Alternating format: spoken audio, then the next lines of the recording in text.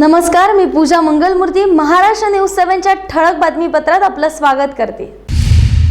Corona विषाणूचा प्रादुर्भाव रोखण्यासाठी लॉकडाऊन काळात शाळा महाविद्यालय बंद ठेवण्यात आली होती। मात्र आता अनलॉक महाराष्ट्र मध्ये 9वी ते 12वी पर्यंतच्या शाळा सुरू करण्याचा निर्णय शिक्षण विभागाने घेतलाय। दिवाळीनंतर या शाळा सुरू केल्या जातील।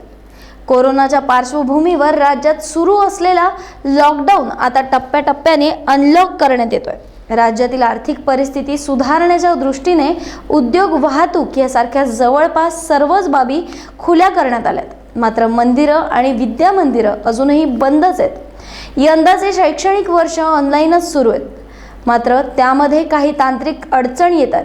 त्यामुळे विद्यार्थ्यांचे मोठ्या प्रमाणावर नुकसान होत असून हे नुकसान टाळण्यासाठी दिवाळीनंतर राज्यातील 9वी ते 12वी पर्यंतच्या शाळा सुरू करणार असल्याची माहिती बच्चू कडू यांनी दिली। निश्चितच आपण विचार करतोय की आता 9वी 10वी 11वी 12वी हे थोडे विद्यार्थी मोठे असतात आणि त्या सोयीनं ही पहिली स्टेप आपण शाळा सुरू करण्याची 9वी ते 12वी पर्यंत ही आपण करण्याचा प्रयत्न करणार आहोत। याच्यामध्ये सगळ्या गोष्टी सगळ्या ग्राउंडवरची सगळी माहिती घेऊनच आपण त्या शाळा सुरू करू। अर्थातच सगळ्या तपासण्या करता येईल, जसं अधिवेशनामध्ये आमदारांच्या तपासण्या केल्या त्या संदर्भात विद्यार्थ्यांच्या करता येईल का, शिक्षकांना बाधित शिक्षक जाणार नाही याची काळजी कशी घेता येईल, या सगळ्या गोष्टीचा आता एक विचार होऊन एक धोरण ठरेल आणि त्या पद्धतीनं लगेच आपण नोव्हेंबरपासून 9वी ते 12वी शाळा सुरू करणार। अनलॉक मध्ये सगळ्यांचे जीवनमान पूर्वपदावर येत आहे। काहींचे व्यवसाय सुरळीत होत आहेत तर काही सुरळीत होण्याच्या मार्गावर आहेत। मात्र मूर्तिकारांना जो तोटा गणेशोत्सवात झाला तोच येणाऱ्या नवरात्रोत्सवात पदरी पडलाय। नवरात्रोत्सवासाठी देवीच्या मूर्ती तयार झाल्यात, त्यांना मूर्तिकारांकडून शेवटचा हात फिरवण्याचे काम सुरू आहे। अंबामाता महिषासूर मर्दिनी, रेणुका कोल्हापूरची देवी, तुळजापूरची तुळजाभवानी, सप्तशृंगी काळूबाई, सिंहासनावर विराजमान असणारी देवी यांसारखी देवीची अनेक रूपे असलेल्या मूर्ती या मूर्तिकारांनी साकारल्या आहेत। मात्र लॉकडाऊनच्या काळात शासनाकडून उशिरा नियमावली जाहीर झाल्यानंतर अगोदरच तयार केलेल्या मोठ्या मूर्ती आणि लॉकडाऊनमध्ये ग्राहक नसल्याचा मोठा फटका या मूर्तिकारांना बसलाय। नुकसान सोसावं लागले आणि नवरात्र देवीच्या पण मूर्त्या आणलेल्या आहे पेंडवरनं 60-70, पण बुकिंगला काय अजून रिस्पॉन्स नाही। कशा पद्धतीचा फटका बसलेला आहे? आर्थिक स्वरूपाचा भरपूर फटका बसला आहे। आम्ही गणपतीच्या संकटातून वाचून आता नवरात्राच्या संकटात सापडतं असं झालं आहे। दरवर्षी मी 100 मूर्त्या आणतो नवरात्र, यावेळेस 70च आणल्या, त्यातल्या फक्त 4-5 बुकिंग झालं। राष्ट्रीय महामार्गावरील खड्डे व रस्ते दुरुस्तीबाबत सार्वजनिक बांधकाम मंत्री अशोक चव्हाण यांना विचारले असता महामार्ग हे केंद्र सरकारच्या अखत्यारीत येतो असे म्हणत त्यांनी विषय मारत नेला। राष्ट्रीय महामार्गावरील खड्डे व रस्ते दुरुस्तीची ही जबाबदारी माझी नाही। मी राज्याचा सार्वजनिक बांधकाम मंत्री असून ते महामार्ग रस्ते दुरुस्तीचे काम केंद्राचे असून त्यांनीच ते महाकाम करावे असे म्हणत राज्याचे सार्वजनिक बांधकाम मंत्री अशोक चव्हाण यांनी केंद्र सरकारला टोला लगावलाय। महामार्ग कोणाकडे आहे? महामार्ग आमच्याकडे नाही, लोकांची महामार्ग कोणाकडे आहे? जो माझ्याकडे उत्तर देऊ शकतो तो महामार्ग आहे, ते महाकाम त्यांच्याकडे आहे। आज घडीला विना अनुदानित शिक्षकांच्या घरची परिस्थिती इतकी बिकट होऊन बसलेली आहे की अनुदान न मिळाल्याने अनेक शिक्षकांना शिक्षकी पेशा सोडून रोजगार उपलब्ध करण्यासाठी मिळेल ते काम करण्याची वेळ येऊन ठेपली। काही शिक्षक तर भाजीपाला विक्रीतून आपला संसाराचा गाडा हाकण्यासाठी धडपड करतात।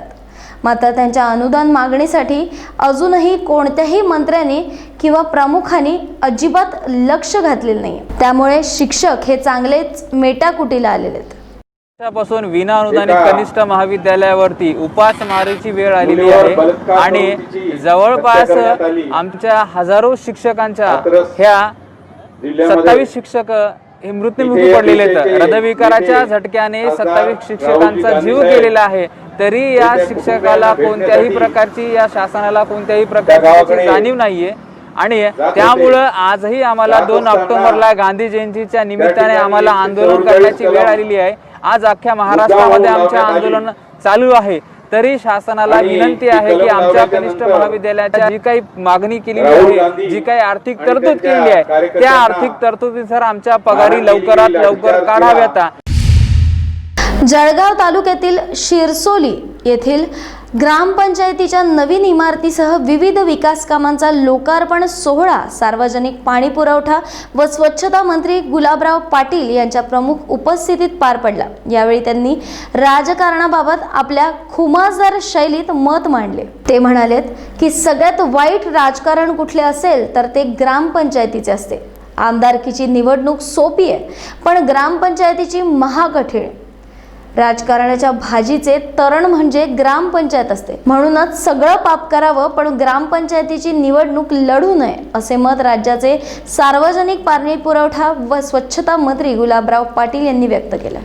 आणि सगळ्यात वाईट राजकारण जर कुठलं असेल तर ते ग्रामपंचायतचं आहे.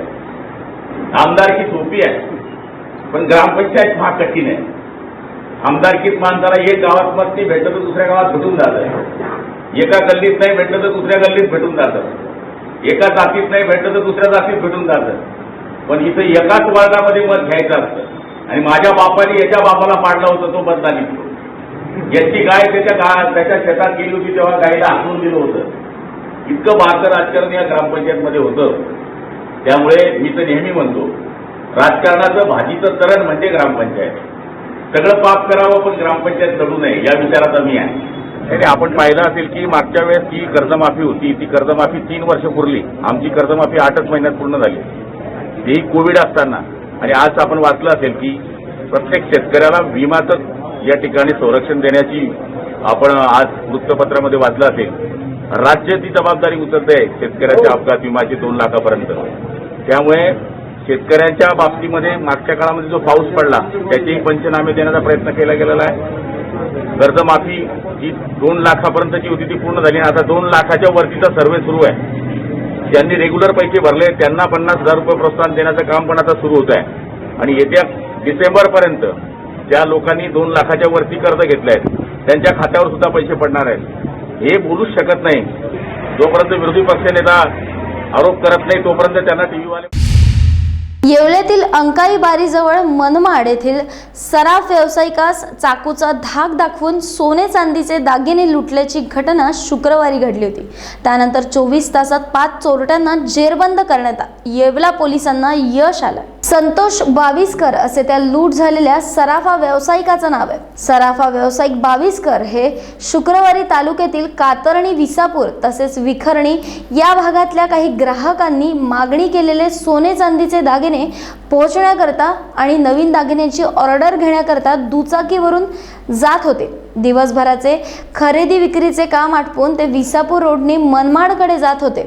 त्यावेळी अंकाई बारीजवळील खडी क्रेशर जवळ आले असता पाठीमागून मोटरसायकलवर 3 अनोळखी व्यक्ती आले आणि त्यांनी बाविस्कर यांची दुचाकी थांबवून त्यांना चाकूचा धाक दाखवत त्यांच्याकडून सोन्या चांदीचे दागिने लुटले. चोरट्यांनी एकूण 1,30,000 रुपयांचा मुद्देमाल त्यांच्याकडनं लुटलेला आहे. येवला तालुका पोलीस स्टेशन हद्दीमध्ये अंकाई बारीजवळ विसापूर गावाच्या शिवारात अज्ञात 3 इसमांनी एका मनमाडच्या सोने चांदी व्यापाऱ्यास त्याच्याकडील सर्व मुद्देमाल लुटून जबरी चोरी केली होती. त्याबाबत येवला तालुका पोलीस स्टेशनला काल गुन्हा दाखल झाला.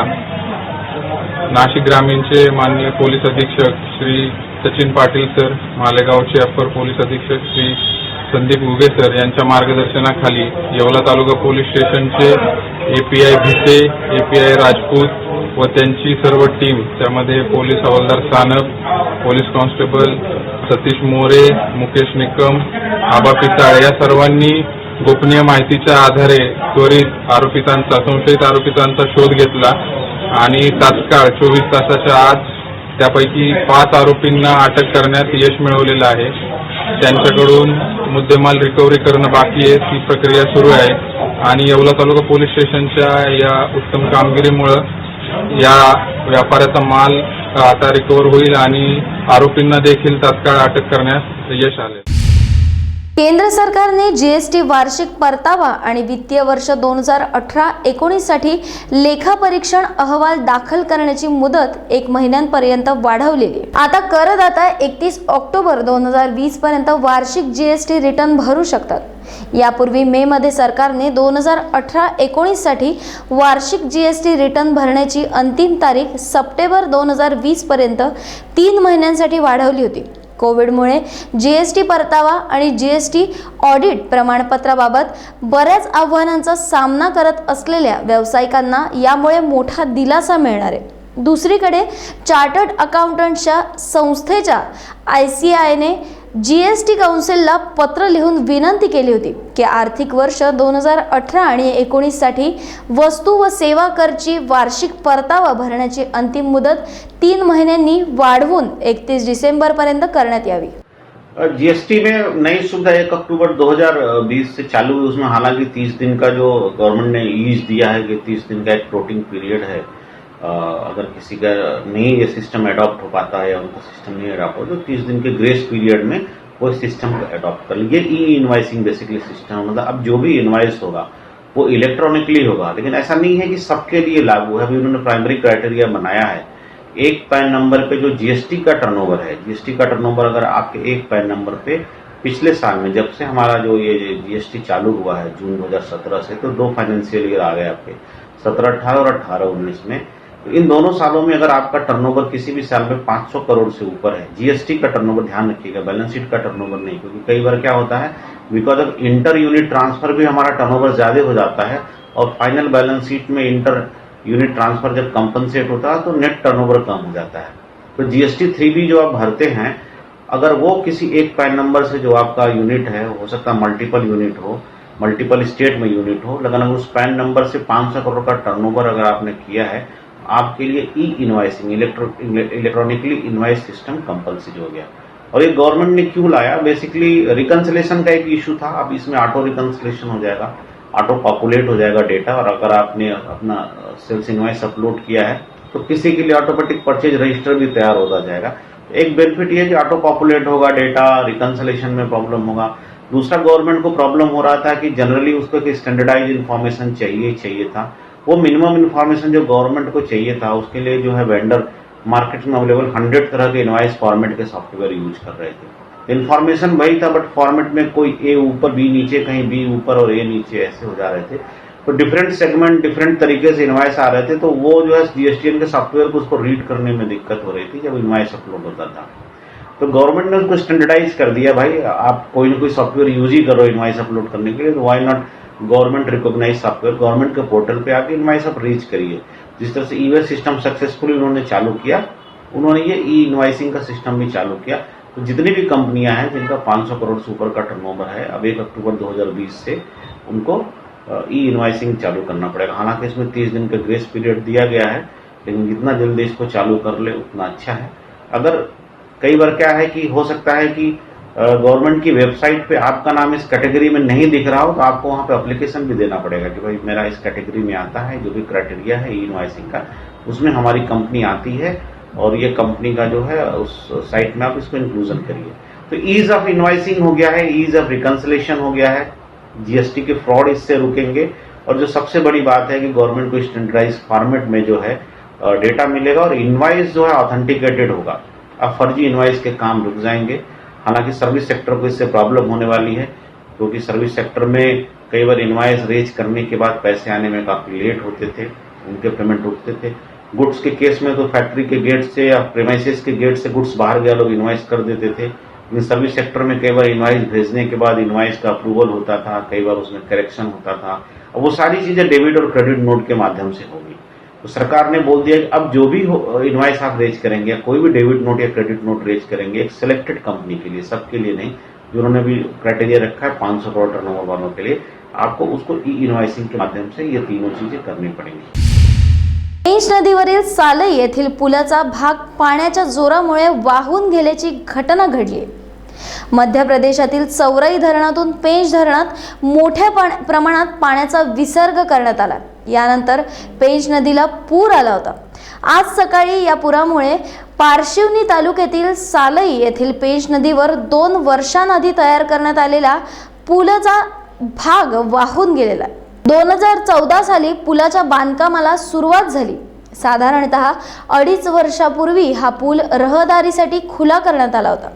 12,41,00,000 रुपये खर्च पुलाच्या बांधणीसाठी लागला होता. मात्र काल आलेल्या पुरामुळे या पुलाचा काही भाग वाहून गेला. आठवडाभराच्या उसंतीनंतर मुंबईत शनिवारी पावसाने दमदार हजेरी लावली. मुंबईसह उपनगरातील मुलुंड, भांडूप, पवई, घाटकोपर, मानखुर्द, चेंबूर, कुर्ला, सायन या भागात पावसाने दमदार बॅटिंग केली. या विभागात पावसाने जोरदार हजेरी लावली. तसेच विक्रोळीच्या पार्क साईटमध्ये तर पावसामुळे 90 फूट रस्त्याला नदीचे स्वरूप आले होते आणि पाणी वेगाने वाहत होते. त्यामुळे लहान वाहनधारकांची तारांबळ उडाली. चुनाभट्टी विभागातील धावजी केणी मार्ग, स्वदेशी मिल वसाहतीत पावसाचे पाणी भरले.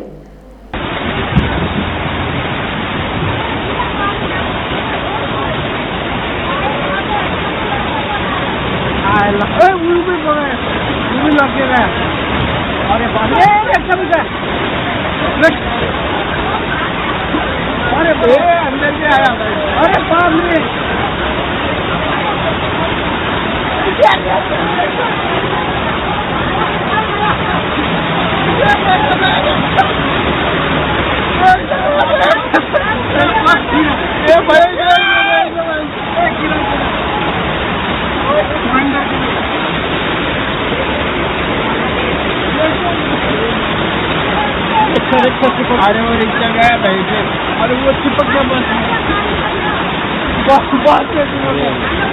भाई, वो तो भागला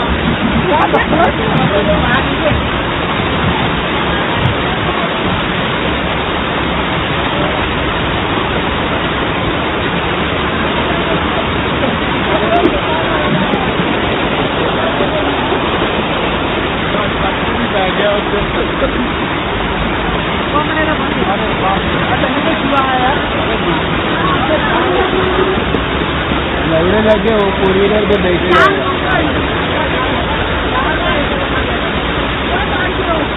गाड़ी फेंकेगा.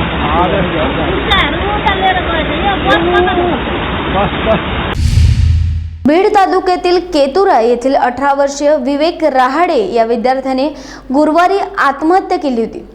ही आत्महत्या मराठा आरक्षणासाठी केली असल्याचे सांगण्यात येणारी चिठ्ठी व्हायरलही झाली होती. त्यामुळे राज्यात एकच खळबळ माजली. अनेकांनी रहाडेच्या कुटुंबियाची भेट घेतली. मात्र आता या प्रकरणाला कलाटणी मिळाली असून यावेळी व्हायरल झालेल्या चिठ्ठीवरील हस्ताक्षर विवेकचे नसून कोणीतरी खोडसाळपणाने चिठ्ठी लिहून ती विवेकची असल्याचे भासवल्याचे आता स्पष्ट झाले.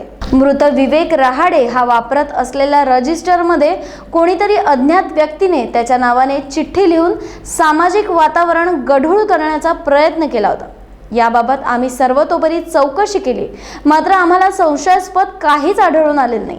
याबाबत आम्ही चौकशी करणार आहोत, असे पोलीस अधीक्षक राजा रामास्वामी म्हणाले. दिनांक 30/9/2020 रोजी बीड जिल्ह्यात बीड ग्रामीण पोलीस स्टेशन अंतर्गत मौजे केतुरा येथील विद्यार्थी विवेक कल्याण रहाडे वय 18 वर्ष यांनी स्वतःच्या शेतात गलफास घेऊन आत्महत्या केली. पोलीस स्टेशनच्या अधिकारी व कर्मचारी ताबडतोब घटनास्थळ गेले व घटनास्थळ पंचनामा इन्क्वेस्ट पंचनामा केले व मयताच्या अंगावरील कपड्याच्या त्यांच्या नातेवाईक समक्ष तपासणी केली. तसेच घटनास्थळाच्या आजूबाजूला परिसराला तपासले. त्यावेळी काहीही आक्षेपार्ह मिळून आले नाही. त्यानंतर प्रेताच्या वैद्यकीय अधिकारी सरकारी दवाखाना बीड यांनी PM करून मृत्यूचे कारण death by asphyxia due to hanging असेच अभिप्राय दिले आहे. मयताच्या घरच्या वातावरण शोकाकुल असल्याने व त्यांच्या घर लोकांच्या वर्दळ असल्याने पोलीस तेथेच थांबलेले होते. असे असताना सोशल मीडियावर कोणीतरी खोटसालपणाने आणि रजिस्टरमधील चिठ्ठी पोलिसांना न आणता सोशल मीडियावर प्रसारित केले असे आमचे निदर्शन आल्यास त्यानंतर घराच्या तपासणी पोलीस कर्मचारी अधिकारी घेतले आणि ते रजिस्टर जप्त करण्यात आले. सदर रजिस्टरच्या एका पानावर असे मजकूर लिहिले होते: मी विवेक कल्याण रहाडे एक कष्ट आणि गरीब शेतकऱ्याचा मुलगा आहे. मला जीवनात खूप मोठा होण्याची इच्छा आहे. मी आताच नीट हे मेडिकलच्या परीक्षा दिलेल्या आहेत. माझ्या नीटमध्ये मराठा आरक्षण गेल्यामुळे नंबर लागत नाही. माझ्या घरच्या मला प्रायव्हेटमध्ये शिकवण्याच्या ऐपत नाही. त्यामुळे मी माझ्या आयुष्यात संपत आहे. मी मेल्यानंतर तरी राज्य सरकार आणि केंद्र सरकारांनी मराठ्यांच्या मुलांना किव येईल आणि माझे मरण सार्थक होईल असे असायच्या चिठ्ठी सापडले. त्यानंतर तपासात मयताने ज्या शाळा कॉलेजमध्ये शिक्षण घेतले त्या ठिकाणातून त्यांच्या लिहिलेल्या उत्तरपत्रिका हस्तगत करण्यात आली व हस्ताक्षर एक्सपर्टकडे हस्ताक्षर परीक्षणासाठी पाठविले. त्यांच्याकडून प्रमाणपत्र मिळाले. नोट सुसाईडमधून मिळाले. सुसाईड नोट चिठ्ठी आहे. त्यांच्या हस्ताक्षर व मयताच्या उत्तरपत्रिकेच्या नैसर्गिक हस्ताक्षर जुळत नाही असे प्रमाणपत्र हस्ताक्षर एक्सपर्टकडून मिळाले आहे. आता वेळ झाली इथे थांबण्याची. पुढील बातमीपत्राकरता बघत रहा महाराष्ट्र न्यूज 7, आवाज महाराष्ट्राचा.